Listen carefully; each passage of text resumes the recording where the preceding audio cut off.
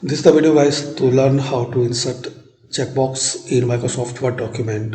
So firstly you need to enable this developer tab, file, more, options, customize ribbon and enable this developer tab. Then click on OK. Now to insert this checkbox, click here and click any empty and blank area and insert.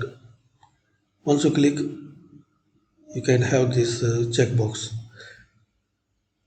It's a cross mark to change the checkbox properties, change and select windings.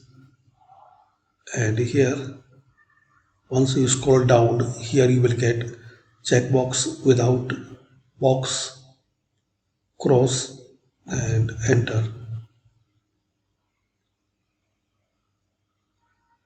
Now copy it and paste anywhere.